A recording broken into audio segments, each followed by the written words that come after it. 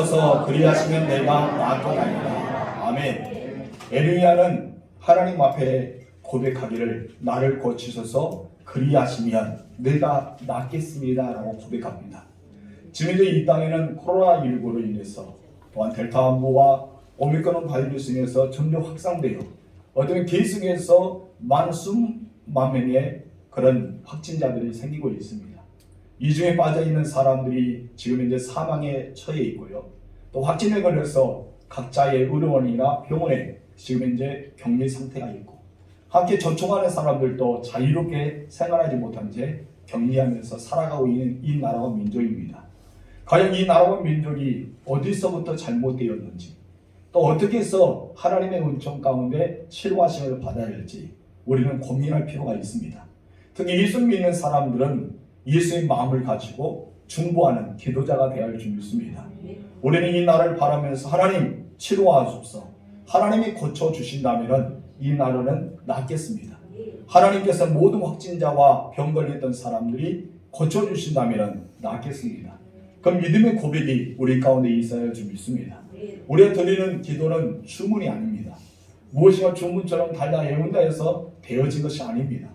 여러분의 사도신경으로 신앙 고백하는 것도 주기도문으로 예수님이 가르치는 기도를 하는 것도 주문이 되어서는 안 됩니다. 나의 믿음이 담겨서 고백이 되어야 할 줄 믿습니다. 내가 신앙 고백은 사도의 전승에 따라서 고백하지만은 그 신앙의 고백 하나하나가 내 믿음의 자체가 되고 나의 신앙의 고백이 담겨져 있어야지만 진정한 위력을 발휘할 수 있는 신앙 고백이 되는 거예요. 주기도문도 마찬가지잖아요. 어떤 분은 기도하지 못하면 주기도문만 계속해오라. 이것을 100번 정도 계속해서 한 번에 100번 정도 기도하면은 정말 우리가 바라고 소망하는 기도가 응답된다는 그런 이야기하는 영성을 가진 사람들도 있습니다. 왜 그들은 주기도문을 계속해서 100번 앉아서 100번 정도 외우라고 이야기했을까요? 그것은 바로 주문이 된 것이 아니라 기도의 위력이 있기 때문입니다. 기도의 힘이 있기 때문입니다. 그것은 나의 믿음을 담아서 기도하기 때문에 응답되는 거예요. 어떤 분은 다니엘이 3번 기도하잖아요. 주여 주여 주여. 이 주여라는 외치는 것도 계속의 주님만 외치게 되면 하나님 우리의 마음을 아시기 때문에 그의 믿음에 응답하여 준다는 이야기도 있습니다. 여러분 주문이 중요한 것이 아니에요. 그러면 기도의 내용과 그보다 기도의 내용보다 더 중요한 것이 기도의 대상입니다. 무엇이 중요하다고요? 기도의 대상. 여러분 기도의 대상에 따라서 기도의 내용이 달라지고 또한 기도의 자세가 달라지기 때문입니다. 우리가 누구를 만나느냐에 따라서 우리가 나누는 대화가 달라지잖아요. 그리고 누구를 만나느냐에 따라서 태도가 달라집니다. 그냥 이웃주가 벗삼아서 이야기를 하는 사람과 아니면 군수와 이야기하는 것과 아니면 도지사와 이야기하는 것과 더 나아가서 대통령과 이야기하는 것, 그 자세가 달라질 것입니다. 가정에서 남편과 아내와 자녀들이 가정 안에서 이야기하면 그냥 편한 복장으로 그냥 서슴없이 누워있든지 앉아있든지 자기 편한 마음을 가지고 이야기할 수도 있겠죠. 그런데 그 외에 다른 사람 만나면 조금씩 변화가 되어집니다. 특히 군수나 도지사나 더 나아가서 대통령을 만난다면 어떠하겠습니까? 격식을 차리겠죠. 이것처럼 내가 누구를 만나서 대화하는 따라서 우리의 대화의 내용이 달라지고 그리고 태도가 달라지는 것입니다. 여러분 그렇기 때문에 우리가 대화를 나눌 때도 마찬가지입니다. 여러분의 대화를 나누는 사람 중에 어떤 사람은 긍정적인 대화를 나누는 사람이 있고 또 다른 사람은 부정적인 대화를 나누는 사람이 있습니다. 그래서 중요한 것은 내가 누구와 대화를 나누는 따라서 그 대화의 영향은 나에게 미친다는 것입니다. 요즘은 대통령 이렇게 후보자들이 지역을 방문하게 됩니다. 그래서 지역을 방문하면서 자기의 공약을 이야기합니다. 왜 그 사람들의 지역을 방문하고 한 사람 한 사람 만나서 악수를 하고 시장을 돌아가면서 상권을 이렇게 이야기를 들어줄까요? 그래서 바로 그들을 만났기 때문에 만남으로 영향을 끼치기 때문에 그들에게 그와 같이 돌아다니면서 자기의 선거운동을 하게 되는 것입니다. 우리들은 마찬가지입니다. 내가 누구와 대화를 나누는 것처럼 내가 그 사람에게 영향을 받을 수밖에 없다는 것입니다. 여러분들과 자주 대화하는 사람들은 어떤 사람입니까? 희망을 줍니까? 용기를 줍니까? 격려를 줍니까? 아니면 반대로 불편합니까? 불만을 통합니까? 아니면 어쩌면 긍정적인 것도 있고 부정적인 것도 있고 과연 어떤 사람과 대화를 하는가요?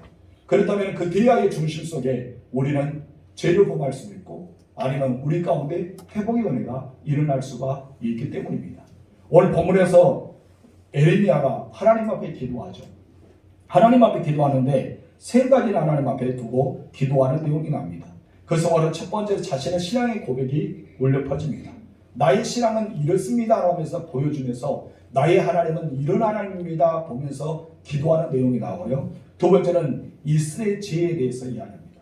이 이스라엘 백성이 이런 죄를 저질렀습니다 고백하는 내용이 나오고, 세 번째는 그 기도의 내용을 통해 하나님 우리를 고쳐주소서, 우리를 구원하여 주옵소서 하면서 진실되게 기도하는 내용이 나와 있습니다.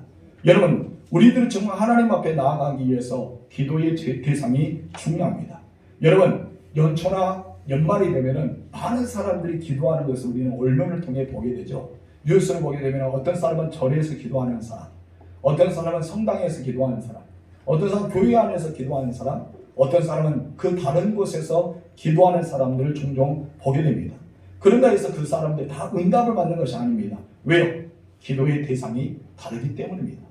여러분, 진정 기도로 응답하여 주실 분은 한 분밖에 없습니다. 누구십니까? 하나님 아버지입니다. 우리 하나님 아버지께서 기도에 응답하는 거지, 다른 어떤 절이 가든지 성당 가든지 다른 어떤 곳에서 기도한다 해서 응답이 되는 것은 아니란 것입니다. 그런다 해서 아무나 기도한 것도 아니죠. 그러면 누가 기도할 수 있습니까? 바로 예수 믿고 하나님의 자녀된 사람, 그 하나님의 자녀된 사람이 하늘에 계신 아버지께 기도할 수가 있는 것입니다. 예수님의 제자들이 세례 요한이 그의 제자들을 기도하는 것을 가르쳐 주었어요. 그러니까 세례 요한의 제자였던 사람들이 예수님의 제자가 되었지 않습니까? 그 예수님의 제자들도 이 예수님께 그런 말합니다. 스승님은 왜 우리에게 기도를 가르치지 않습니까? 세례 요한은 자기 제자들에게 기도를 가르치는데 우리도 기도를 가르치세요 라고 이야기합니다. 그런데 예수님께서 마태복음 6장을 통해서 그럼 너희에게 기도를 가르쳐 줄게 하면서 너희는 이렇게 기도하라 라고 시작하면서 가장 먼저 첫 번째 기도의 대상에 대해서 말씀하십니다. 우리 읽어볼까요? 마태복음 6장 9절 3번에 시작. 그러므로 너희는 이렇게 기도하라. 하늘에 계신 우리 아버지. 아멘. 우리의 기도의 대상이 누구라 했습니까? 하늘에 계신 우리 아버지. 여러분, 하늘에 계신 남의 아버지가 아닙니다. 하늘에 계신 목사님의 아버지가 아니고 하늘에 계신 믿을 좋은 성도들의 아버지가 아닙니다. 여러분, 하늘에 계신 아버지는 나의 아버지가 되십니다. 아멘이십니까? 여러분, 아브라함의 하나님, 이삭의 하나님, 야곱의 하나님 나오잖아요. 여러분, 그런데 안타깝게 야곱은 어떻게 보면 이삭과 아브라함의 하나님을 고백하지만 자기 하나님이라고 고백하지 못했습니다. 나중에 베들레헴 올라가서 다시 한번 하나님을 만나게 됐을 때 그때 비로소 하나님을 찾게 됐지, 그가 아버지 이삭의 하나님, 아브라함의 하나님, 이것을 고백했다는 것입니다. 여러분의 하나님은 어떤 하나님입니까? 정말 믿음이 좋은 목회자의 하나님입니까? 오늘날 목사님의 하나님 나에게 기도를 들어주세요. 우리 장로님의 하나님 나에게 기도를 들어주세요. 믿음 좋은 성도의 하나님 나에게 기도를 들어주세요. 그리고 우리는 기도합니까? 아니지 않습니까? 여러분, 하나님은 나의 하나님이 되어 주십니다. 여러분, 남편이 예수 잘 믿는다 해서 아내까지 구원받는 걸 봤어요? 아니잖아요. 여러분, 남편이 표를 사서 서울 가면 아내가 돈 들어서 같이 따라갑니까? 1+1은 될 수 없습니다. 반드시 표값을 지불해야 됩니다. 다시 말해서 하나님은 내가 예수 믿어 구원받아야지만 나의 하나님이 되는 거예요. 나의 하나님이 되는 사람만이 기도를 할 수가 있습니다. 그렇기 때문에 기도는 아무나 한 것이 아닙니다. 따라합시다. 기도를 아무나 하나. 여러분, 기도를 아무나 하지 않아요. 누가 기도할 수 있다고요? 예수 믿어 구원받은 하나님의 자녀, 예수 믿어 구원받는 하나님의 자녀, 예수 믿어 구원받는 하나님의 자녀만이 누구의 이름으로? 하늘에 계신 아버지의 이름으로. 바로 하늘에 계신 아버지의 그 대상에 가지고 우리는 기도할 수가 있음을 보게 됩니다. 땅의 아버지 아니라면, 땅의 아버지는 왜 아니냐면 한계가 있습니다. 여러분, 땅의 아버지는 언젠가 흙으로 돌아가는 어떻게 보면 무한성의 유한입니다. 육체도 연약합니다. 권위도 없을 수 있습니다. 그의 권세도 없을 수 있습니다. 어때는 아버지는 든든하게 방패막이 될 수 있을 것 같아도 여전히 우리와 같은 연약함이 있기 때문에 땅의 아버지는 한계성이 있기 때문에 기도의 대상이 되지 않습니다. 그러나 하나님은, 하늘의 하나님은 한계가 없으십니다. 하나님은 말씀으로 천계를 창조하셨습니다. 죽은 자를 살리셨습니다. 병든 자를 고칩니다. 여러분, 무에서 유를 만드신 하나님이기 때문에 전지전능하시다라고 표현합니다. 무소부재하시다고 표현합니다. 그런 모든 것을 할 수 있는 능력이 하나님이라고 이야기합니다. 인생의 모든 해답을 풀어주시고 그 인생의 모든 해답을 이렇게 답을 주신 분이 바로 하나님임을 여러분 믿으시기 바랍니다. 그 하나님이 여러분의 아버지가 되는 거예요. 우리는 기도할 때 나의 신앙 고백이 들어가야 돼요. 그냥 사도신경처럼 주기도문처럼 하늘의 아버지여라고 고백한 것이 아니라 나에게서 신앙 고백, 내가 하나님을 어떤 하나님을 모시고 있는가, 내가 하나님을 어떤 분으로 여기고 있는가, 내가 하나님을 어떻게 이야기하고 있는가, 누구에게 누가 나에게 너희 하나님은 어떤 분이라고 물어본다면 나는 성경의 지식에 대해서 이야기한 것이 아니라 내가 만난 하나님에 대해서 이야기할 수 있습니다. 여러분 그것을 바로 에레미야가 이야기한 거예요. 여러분 신앙 고백과 함께 에레미야는 먼저 하나님 앞에 기도하기를 어떻게 기도합니까? 첫 번째 다 같이 읽읍시다. 시작. 에레미야의 신앙 고백. 여러분 에레미야의 신앙 고백은 위대했습니다. 왜냐하면 우리의 신앙 고백이 더 중요하기 때문입니다. 신앙 고백과 함께 여러분 기도가 응답이 빨릴 수도 있고 응답이 더딜 수 있고 응답이 아예 되지 않을 수도 있기 때문입니다. 왜냐하면 우리의 신앙 고백이 분명히 하지만 하나님께 온전히 기도할 수가 있기 때문입니다. 기도할 때 어떤 사람들은 해주면 좋고 안 해주면 냅두고 당신 마음대로 하세요. 그러면 여러분 과연 기도입니까? 아니지 않습니까? 기도는 하나님 앞에 드리면서 반드시 응답받길 소망하면서 하나님의 보좌 앞에 나아가는 것입니다. 그런데 본문에서도 우리에게 중요한 사실을 에레미야가 말해주는데 자신이 드리고 있는 대상, 내가 기도하고 있는 대상이 어떤 분이라는 것을 정확하게 알고 신앙 고백을 하고 있습니다. 12절 말씀 읽어봅시다. 시작. 영원하신 보좌여 시작부터 높이 계시며 우리의 성소이시며 아멘. 에레미야 가장 먼저 하나님을 영원하신 보좌여 라고 말씀합니다. 하나님을 보좌로 가리키고 있습니다. 여러분 이 말은 하나님께서 영원한 보좌에 계신 분이라는 것을 뜻하고 있는 것입니다. 하나님은 보좌에 앉아서 통치하십니다. 그것은 왕처럼 통치하십니다. 그래서 에레미야는 이 메시지 한마디에 영원한 보좌에 계신 분이라고 설명하면서 하나님은 만왕의 왕이십니다. 만주의 주가 되십니다. 그분은 그곳에 앉아서 당신에게 드리는 모든 기도를 들으시는 하나님이십니다. 이것을 고백하는 내용이 바로 영원한 보좌여라고 설명하고 있는 것입니다. 우리는 또 하나님의 보좌 앞에 나아가야 될 줄 믿습니다. 그 보좌에 계신 하나님 앞에 불의적 기도해야 된다는 것이요. 그리고 이 기도는 대상이 중요한 것입니다. 그 다음에 내용이 따라오는 것이죠. 여러분 조금 전에 이야기했지 않습니까? 우리가 이야기 나눈 것도 내용과 태도가 누구를 만나냐에 따라서 달라진다 했습니다. 여러분 가족끼리 만난 것도 대화가 달라지고 이웃 사촌과 만난 것도 대화가 달라집니다. 어쩌면 군수와 도시사와 대통령 만날 때 또 대화가 달라지겠죠. 우리의 대화가 달라진 것처럼 내가 누구에게 고백하냐에 따라서 대화는 달라지게 되어 있기 때문입니다. 그렇다면 하나님은 언제부터 그 보좌에 앉으셨다고 고백합니까? 오늘 에레미야는 하나님 언제부터 앉으셨다 했어요? 오늘 중간에 말씀 보면 이렇습니다. 보세요. 언제부터요? 시작부터 높이 계십니다. 여러분 시작부터 높이 계셨다라고 이야기합니다. 어떻게 창조, 이 세상을 창조하실 때 그때부터 하나님은 높이 보좌에 앉아 계셨다고 볼 수 있습니다. 성경 곳곳에는 하나님을 가리켜 보좌에 앉으신다고 이야기해요. 하나님 보좌에서 앉으셨다는 거예요. 보좌는 통치를 말합니다. 보좌는 다스림을 말합니다. 보좌는 모든 사람을 주관한 것을 이야기하고 있습니다. 미가 선지자는 아방에게 이 보좌에 앉으신 하나님에 대해서 이야기하면서 내가 이런 환상을 보았습니다. 그것을 설명하면서 하나님을 보좌에 앉으셨다고 이야기합니다. 우리 열왕기서 한번 볼까요? 22장 19절 중간 시작. 내가 보니 여호와께서 그의 보좌에 앉으셨고 하늘의 만군이 그의 좌우편에 모시고 서 있는데 하나님의 보좌에 앉으셨어요.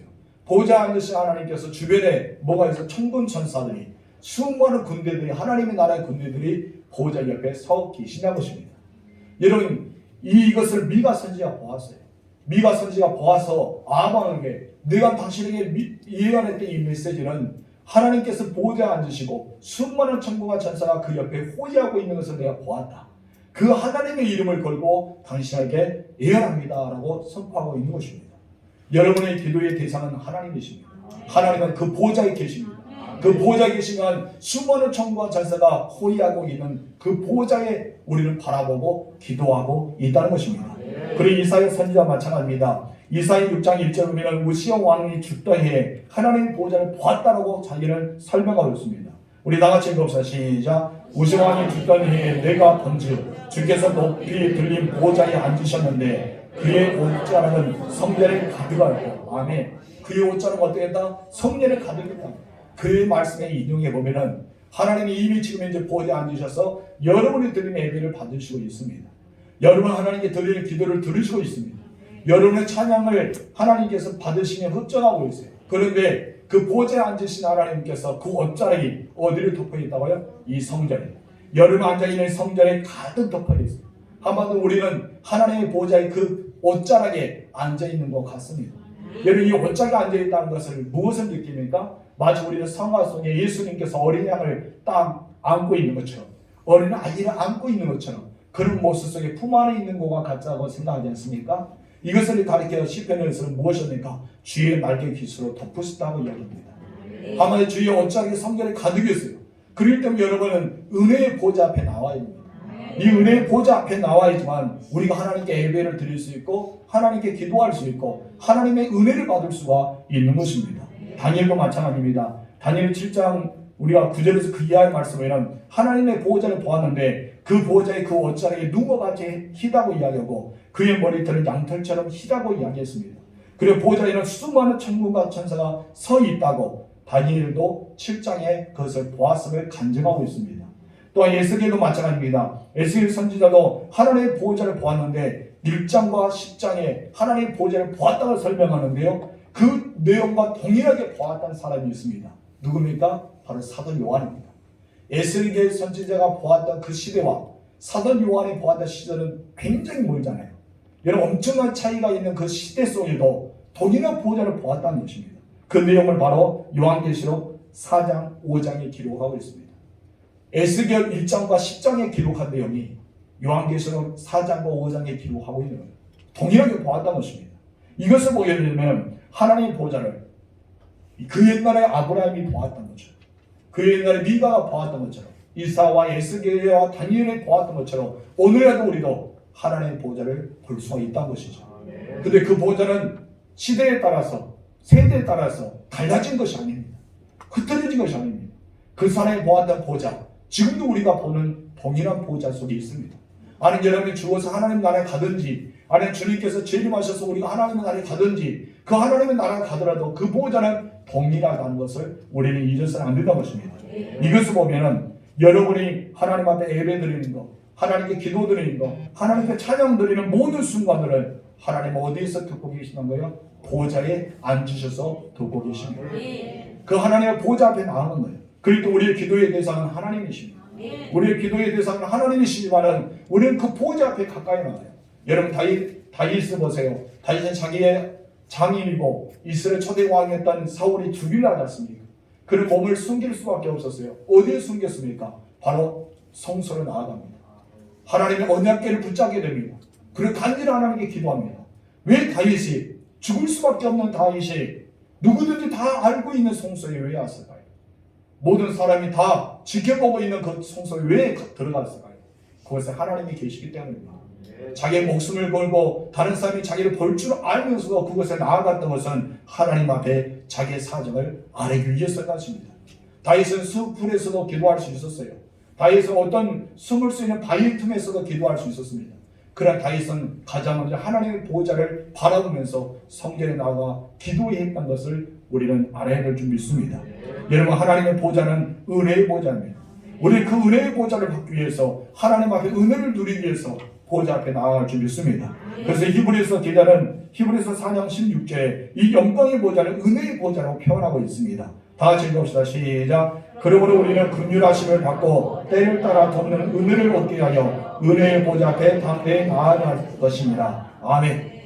어디에 나아갔다? 은혜의 보호자 앞에. 여러분 은혜의 보호자 앞에 나아갈 줄 믿습니다. 그래야지만 나의 태도가 달라지는 거예요. 나의 자세가 달라지는 거예요. 기도의 내용이 달라지는 것입니다. 우리가 그러기 때문에 하나님의 모든 교회가 중요한 것입니다. 성경에서 은혜의 보호자도 있지만 심판의 보호자도 있습니다. 여러분들은 한 사람도 절대로 심판의 보호자에 서지 않기를 주님으로 축원합니다. 여러분 모두가 은혜의 보호자 앞에 서기를 주님으로 축원합니다. 그렇다면 첫 번째 우리 나가시 읽어봅시다. 시작. 은혜의 보좌는 무엇입니까? 여러분 우리가 은혜의 보좌 앞에 나아간다 했잖아요. 여러분 에스겔 선지자도 하나님의 보좌를 보았습니다. 이사야도 하나님의 보좌를 보았습니다. 여러분 미가 선지자도 사도 요한도 각각 모든 영성을 가졌던 사람들이 하나님의 보좌를 보았던 것입니다. 그런데 이 보좌는 어떤 보좌인 것이요? 다시 말해 조금 전에 이야기했던 것처럼 하나님의 좌정하시고 하나님이 통치하시고 하나님이 다루시고 하나님은 우리를 만나 주시는 것이 어떤 것이라고요? 은혜의 보좌라는 것입니다. 그래도 우리는 은혜의 보좌입니다. 이전에 영광의 보좌, 하나님의 위엄이 있는 보좌, 하나님의 보좌를 본 사람들을 제대로 살아남지 못하는 엄청 위기의 보좌였다면 예수 그리스도를 믿는 우리들은 그 단어가 바뀌었어요. 예수 믿는 사람들에게 단어가 바뀌었다는 거예요. 어떤 단어가 붙였습니까? 은혜라는 단어가 붙였습니다. 우리는 예수님의 은혜 때문에 하나님 앞에 나아갈 수 있지 않습니까?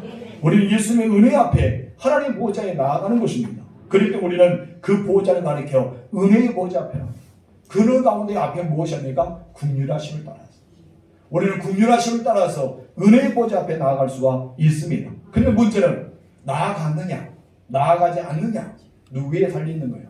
선택은 나에게 있다는 것입니다. 예수 믿어서 구원받은 모든 하나님의 사람들이요 은혜의 보좌가 열려 있습니다. 누구든지 와서 하나님의 전에 나와서 예배할 수 있는 예배자로서 기도자로서 찬양할 사람으로서 봉사 섬기는 사람으로서 은혜의 보좌를 열어주셨습니다. 그럼 내가 은혜의 보좌에 나아가느냐 나아가지 않느냐 누구의 선택이 있다고요? 나에게 선택이 있습니다. 여러분 병원에도 그러잖아요. 여러분 요즘에 아파서 조금 아프면 병원 안 갈랍니다. 왜요? 코로나가 너무나 많이 확산되고 있기 때문에 혹시나 병원에서 내가 코로나 걸리면 어쩔까? 그런 생각도 걸려서 안 갈라나요. 여러분 병원에 가야 될 선택도 가지 않은 선택도 누가 하는 것입니까? 내가 하는 것입니다. 병원에 약을 처방받아 왔어요. 내가 이렇게 아파서 약을 처방받는데 그냥 병원 의사가 감기입니다. 물 자주 마시고 보리차 마시고 그냥 좀 쉬면 됩니다. 그런 말에 소리 듣고 약을 먹지 않는 사람도 있습니다. 먹는 거, 먹지 않는 건 누구의 자유예요? 나의 자유입니다. 모든 우리의 선택이에요. 한마디로 우리는 하나님의 은혜 가운데 구원받고 하나님의 자녀가 되었지만은 하나님의 보좌 앞에 나아갈 수 있는 것도 하나님의 보좌 앞에 나아가지 않는 것도 나의 선택 속에 하나의 것입니다. 그래서 중요한 것은 하나님의 보좌 앞에 나아간 자에게는 은혜가 있다는 것이죠. 하나님의 보좌 앞에 나아가는 자에게 응답이 있다는 것이죠. 하나님의 보좌 앞에 나아가는 자에게는 치유하심이 있다는 것입니다. 그럴 때 우리는 하나님의 보좌 앞에 나아간 것입니다. 그럼 여기서 중요한 것은 우리가 아무리 실수해도 하나님은 받아주십니다. 우리가 더럽혀져도 은혜의 보좌 앞에 오면 하나님 용서해 주십니다. 싸움해 주십니다. 치료해 주십니다. 이렇게 세워주십니다. 하나님 앞에 나아가기만 하면 하나님은 안아주신다는 것입니다. 그래도 이사야 선지자가 무엇입니까? 너희는 돌아가라. 하나님께로 돌아가라. 그랬다면 너희 하나님께서 긍휼히 여겨주실 것이다. 끊임없이 이야기한 것이 그와 같다는 것입니다. 우리 예배를 받으시고 우리의 기도를 들어주시고 우리에게 쌓아두신 풍성한 은혜를 경험할 수 있는 것이 어디라고요? 은혜의 보좌 앞에. 그 은혜의 보좌 앞에 계신 하나님 앞에 기도하시기 바랍니다. 그렇다면 두 번째 다 같이 읽어봅시다. 시작. 누가 은혜의 보좌 앞에 나아가는가? 누가 은혜의 보좌 앞에 나아간다 했어요? 예수 믿어 구원받은 하나님의 사람이라 했잖아요. 그렇다면 예수 믿어 구원받은 하나님의 사람들은 어떤 사람일까요? 예수님의 보혈을 힘입는 자입니다. 따라합시다. 예수님의 보혈을 힘입는 자. 아멘. 예수님의 보혈을 힘을 입은 자들이 바로 하나님의 보좌 앞에 나아갈 수 있는 것입니다. 이것을 가르쳐 어린 양의 피로 그 옷이 휘어졌다 말합니다. 우리 요한계시록 볼까요? 7장 14절 중간과 그리고 15장 3절까지 시작. 이는 그 환란에서 나오는 자들인데 어린 양의 피에 그 옷이 씻어 희게 하였느니라. 그러므로 그들이 하나님의 보좌 앞에 있고 아멘. 여러분 하나님의 보좌 앞에 나오는데 아무나 나온 것이 아니라는 거예요. 예수 믿었다 하더라도 그냥 나온 것이 아니라는 것입니다. 그 사람이 분명히 받아야 됩니다. 어떤 것을 받아야 됩니까? 예수의 보혈로 씻어서 휘어져야 됩니다. 우리가 예수의 피로 의지해야 됩니다. 주의 보혈의 능력이 있어야 돼요. 그래도 우리는 가정에 예수의 보혈을 풀어야 됩니다. 여러분 지역과 직장과 사업에 예수 그리스도의 보혈을 풀어야 됩니다. 그래서는 사단의 것은 여러분을 엄습합니다. 여러분 10가지의 재앙, 12번째 재앙에 장자의 재앙이 있잖아요. 그러나 장자들이 이스라엘 숲곳에 있는 장자들은 다 살아남았습니다. 왜 살아남았습니까? 바로 어린 양의 피를 문설주에 발랐기 때문입니다. 우리는 예수 그리스도의 보혈을 뿌려야 돼요. 예수 그리스도의 이름으로 내 자녀에게 보혈을 덮어야 됩니다. 그래야지만 죽음의 사자가 넘어갑니다. 우환과 질고의 사자가 넘어갑니다. 하나님의 어린 양의 보좌 앞에 우리는 나가야 된다는 것입니다. 그렇기 때문에 우리는 은혜의 보좌 앞에 너무나 중요한 것입니다. 성도 여러분, 여러분의 예배 현장이 성소로 변하기를 주님으로 축원합니다. 하나님의 은혜로 덮어지는 역사가 일어나기를 주님으로 축복합니다. 그렇다면 우리가 하나님의 은혜의 보좌 앞에 왜 나가야 될까요? 그리고 왜 어린 양의 피로 우리를 씻어서 휘어지며 찬송하며 나아가야 될 이유가 무엇일까요? 그것은 바로 그곳이 그 장소가 주의 성소이기 때문입니다. 그 장소가 주의 성소란 것입니다. 그래서 12절에 이렇게 말합니다. 다시 시작. 여호와의 보좌여 시작부터 높이 계시며 우리의 성소이십니다. 하나님 자체는 누구라고 할게요? 성소이십니다 라고 말합니다. 우리가 이 교회 안에서 무엇이랍니까? 주님의 몸된 교회랍니다. 내 교회를 세우리랍니다. 한마디로 이 성소는 누구의 겁니까? 하나님의 몸이란 것이, 예수님의 몸이란 것입니다. 그래서 우리 이 몸의 안에 들어온 것입니다. 그렇기 때문에 구약에서는 이 성소를 가리켜 하나님이 임재하시는 곳, 하나님께서 거룩하게 구별하시는 것을 가리켜 성소라고 이야기했습니다. 한마디로 하나님이 영이시기 때문에 백성들을 통치하시고 다스리고 그들을 책임져 주신다는 의미가 담겨 있는 것을 가리켜 특별한 장소, 성소라고 불려졌습니다. 그렇기 때문에 그 성소가 있는 곳에는 하나님의 영광이 가능하기 때문에 땅의 영역이 아니라 하나님의 영역이었습니다. 추격해 보세요. 하나님의 영광이 가득 덮여있던 것이 어디였습니까? 바로 성소였습니다. 하나님의 영광이 덮여있다는 것입니다. 그렇기 때문에 어느 누구도 그 성소에 가까이 하지 못했습니다. 모두가 하나님의 영광이 가득할 때 그 성소를 바라보는 자마다 다 무릎을 꿇고 엎드려서 감히 쳐다보지가 못했다는 것입니다. 여러분, 그렇다면 새 언약 백성인 우리들은 성소가 어디 될까요? 과연 여러분들의 예배하고 여러분이 기도하고 여러분이 봉사하고 섬기면서 살아갈 성소가 무엇이란가요? 바로 교회란 것입니다. 여러분, 그러나 왜 교회가 점점 권위가 이루어지고 있을까요? 하나님의 영광이 교회에서 떠나고 있을까요? 여러분, 그것은 바로 우리가 그와 같이 대하기 때문입니다. 내가 주의 몸된 교회를 그렇게 대하기 때문에 하나님의 영광이 떠나갈 수밖에 없습니다. 주변 모든 사람들이, 세상 사람들 교회를 핍박하고 교회를 없이 여기고 교회를 무시하는 이유가 무엇일까요? 믿는 사람들이 그렇게 교회를 핍박하고 믿는 사람들이 교회를 욕하기 때문에 그렇게 될 수밖에 없는 것입니다. 여러분, 반대로 믿는 사람들 교회를 자랑해 보세요. 하나님 영광이 가득했다고 보세요. 그 하나님의 고로스를 나타내고 이 에르미야처럼 하나님의 보좌 앞에 높이 계시고 수많은 천군들이 그곳에 있고 하나님의 옷자락이 이곳에 있다고 설명한다면 세상한 사람들은 교회를 한 번은 대하지 못합니다. 여러분, 오늘날 언론도 그렇고 경찰도 마찬가지입니다. 교회 안에서 예배드리는 사람이 만약에 강도 만난다면 누구든지 와서 잡아갑니다. 그러나 왜 성당에는 들어가지 못할까요? 왜 성당에는 들어가지 못할까요? 천주교는 미사 드릴 때 아무나 들어가지 못합니다. 근데 왜 교회는 어느 누구든지 와서 사진도 찍고 촬영도 하고 다른 사람의 예배를 방해하기도 하고 그런 형식이 왜 일어날까요? 우리가 먼저 잘못했다는 것입니다. 우리도 온전히 하나님의 영광이 있는 이 성전을, 하나님의 영광의 성소를, 하나님께서 임재하는 이곳을 우리가 스스로 더럽히고 있지 않은가라고 생각이 듭니다. 여러분, 우리는 하나님 앞에 소망을 드려야 됩니다. 바로 소망은 교회입니다. 이 교회가 우리의 소망이 있는 사실을 잊지 마시기 바랍니다. 본문 13절 3반절 이렇게 말합니다. 시작. 이스라엘의 소망이신 여호와여, 무릇 주를 버리는 자는 다 수치를 당할 것이다. 아멘. 이스라엘 소망이다 보면입니다. 에르미야는 지금 이제 바빌론 포로로 잡혀갔던 이스라엘 백성들을 생각해 봅니다. 그들의 소망이 끊어졌습니다. 그들은 더 이상 하나님을 소망으로 두지 않습니다. 우리 한국교회가 하나님을 소망으로 두고 있을까요? 코로나가 지금 이제 엄청나게 터지고 있고 지금 5만 명이 넘고 있는 지금 확진자들 생기고 있는 그런 가운데 세상 사람들이 교회를 소망으로 보고 있을까요? 여러분, 예수 믿는 사람들이 소망을 보고 있습니까? 여러분들 진정이 이곳에서 소망이라 생각합니까? 여러분, 우리는 다시 한번 생각할 줄 믿습니다. 여러분, 정말 소망이 무엇이라고 봅니까? 하나님의 예배쳐서 이곳에서 어떤 소망을 가지고 하나님 앞에 예배하고 어떤 소망을 가지고 하나님께 약속을 붙잡고 기도합니까? 가족이 구원이십니까? 그럼 그렇게 될 것입니다. 질병으로부터 해방받기를 원합니까? 그렇다면 나음을 얻을 것입니다. 여러분, 무엇에 관계가 회복되기를 원합니까? 관계는 회복됩니다. 태문을 여는 것입니까? 태문이 열어질 것입니다. 재정적인 어려움이 있습니까? 회복될 것입니다. 여러분의 소망이 하나님께 둔다면 하나님이 여러분의 소망을 이루신 분입니다. 내가 기도의 대상을 알았기 때문에, 그분이 어떤 분인지 알았기 때문에 내가 하나님 앞에 기도하는 모든 제목이 하나하나씩 이루어진 거예요. 가정 구원도, 나의 질병의 해방으로 같은 것도, 그리고 관계적인 것도, 이 나라 민족이 회복되는 것도 하나님 앞에 소망을 두는 자가 그렇게 되는 것입니다. 제가 이제는 군에 있는 또 관계자들이 이야기한 적 있어요. 교회를 문을 닫게 하지 마라, 예배를 방해하지 마라. 그 하나님께 기도하는 거 성도들밖에 없다. 하나님의 하늘에 계신 하나님께 기도해야 되는데 너희가 기도하지 못하면 더 확진이 생기지 않겠냐. 지금 이제 이 한국을 봐라. 어떻게 지금 이겼느냐. 성도들 무릎에 기도로 이겼는다.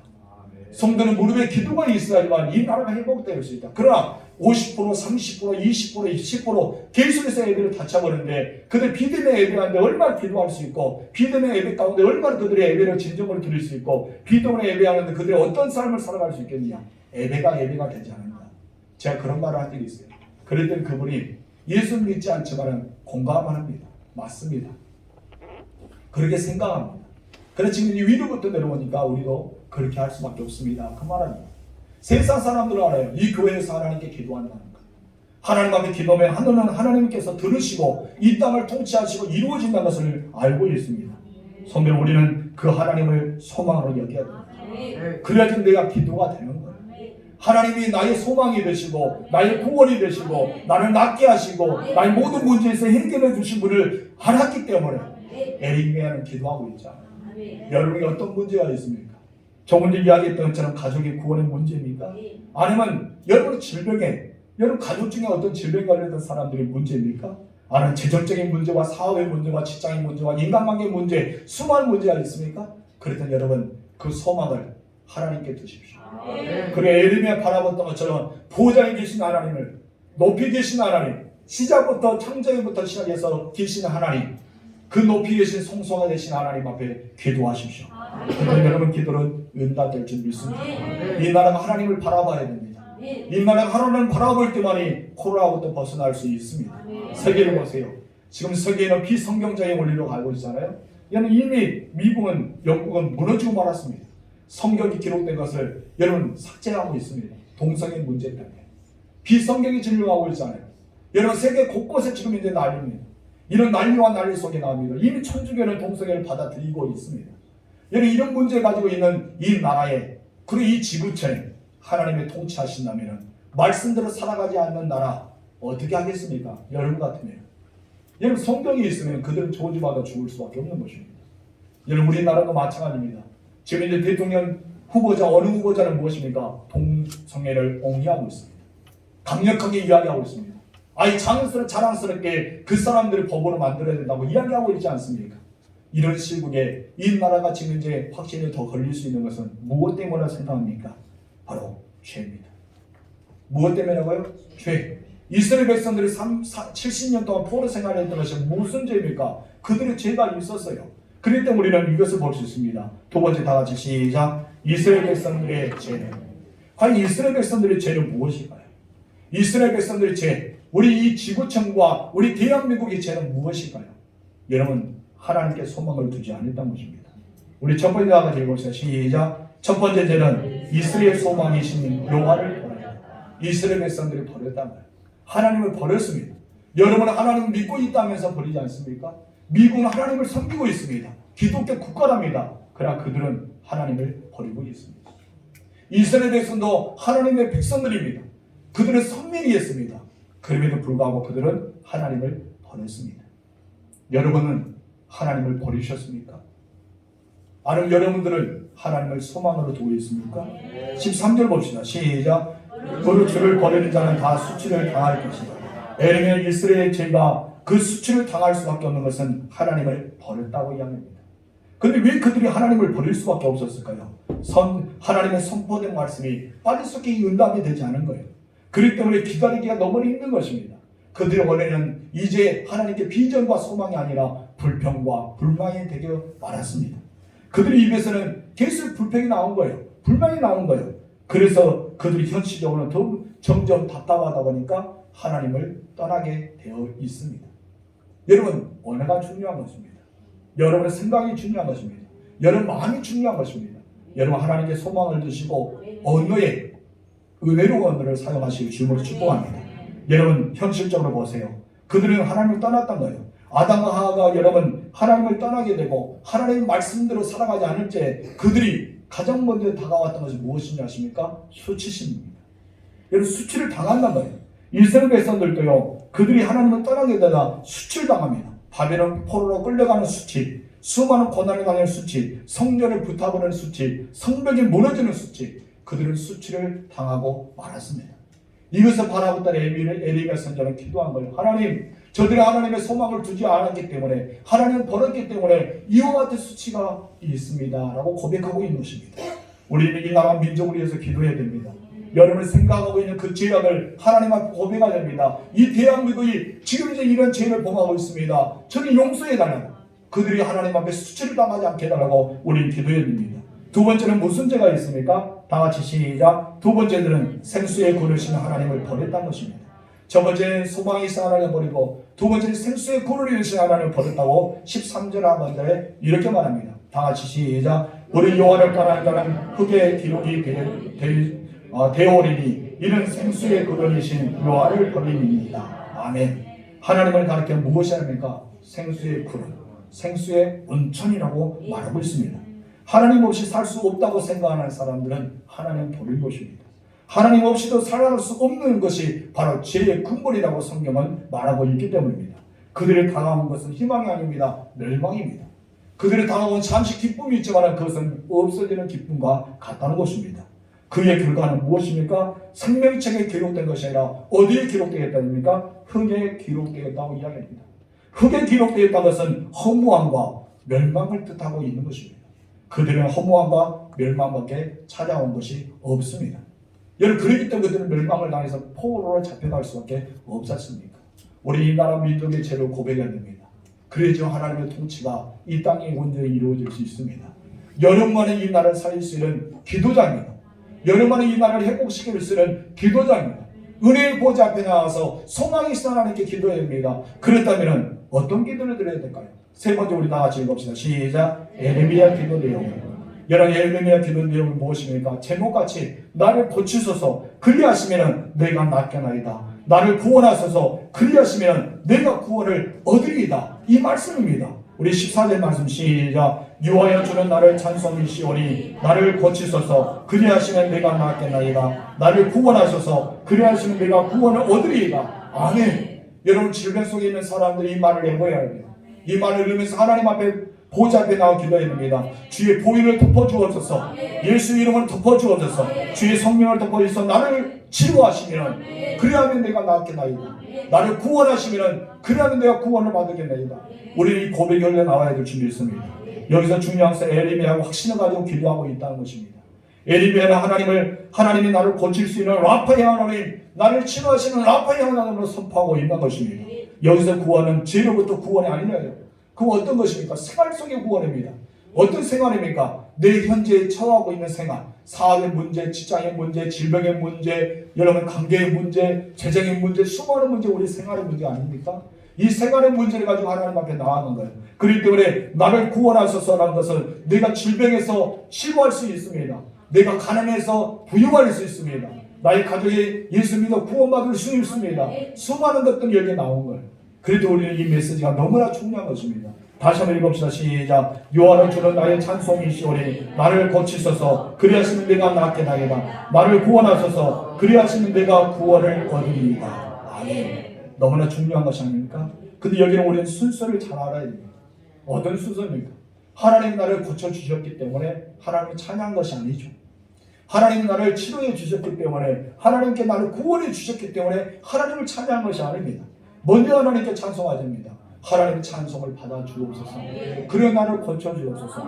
그럼 내가 낫겠나이다. 나의 모든 생활 속에 구원하소서. 그럼 내가 이 모든 생활 속에 구원을 받으리이다. 먼저 하나님께 찬송하는 것입니다.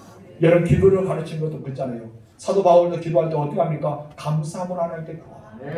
하나님 앞에 먼저 감사하고 거예요. 우리는 그렇습니다. 모든 것을 하나님 아버지 감사합니다. 기도를 시작합니다. 마지막 어떻습니까? 모든 것이 이루어질 줄 믿고 감사드리며 예수 이름으로 기도합니다. 우리 감사의 기도를 끝난 것도 마찬가지입니다. 여러분, 여호와는 우리의 찬송이 되십니다. 우리 여전히 하나님을 찬송해야 됩니다. 그것이 우리의 사명이고 우리가 달려갈 길이라는 것을 여러분 잊지 마시기 바랍니다. 여러분의 가정에 주의 보혈을 덮어지기를 바랍니다. 여러분의 모든 삶의 터대는 주의 보혈을 덮어지기를 바랍니다. 그래서 하나님 앞에 기도할 때 주님 나를 고치셔서 그리하시면 내가 낫겠나이다. 나를 구원하소서 그리하시면 내가 구원을 얻으리이다. 이 고백이 흘러 넘치기를 주님으로 축원합니다. 다시 한번 읽어보시다. 시작.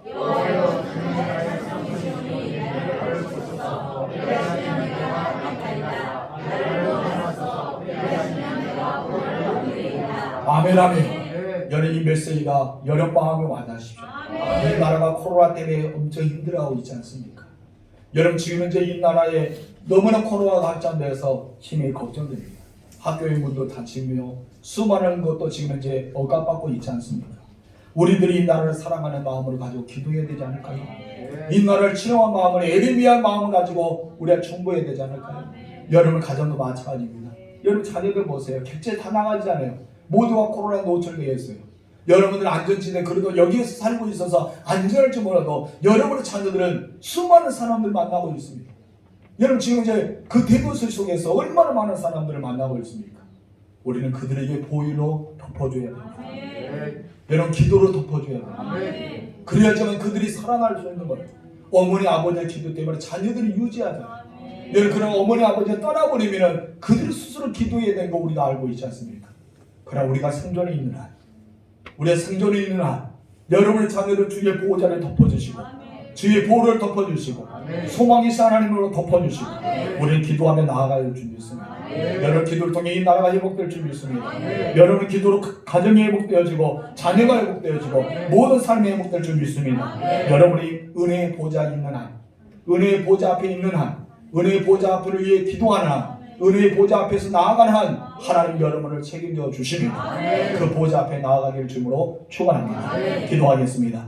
하나님 아버지, 엘리야는 하나님과는 어떤 분이란가 신앙 고백과 함께 이스라엘의 죄성을 고백했습니다. 이스라엘은 하나님의 택한 백성이고 하나님의 선민이었습니다. 그러나 그들은 마음속에는 하나님이 계실지 몰라도 그들이 이미 소망을 떠나버리고 말았습니다. 하나님을 버리고 말았습니다. 그리고 그들이 찾아온 것은 더 잘된 것이 아니라 멸망밖에 없었고 수치심이 있었던 것을 보게 됩니다.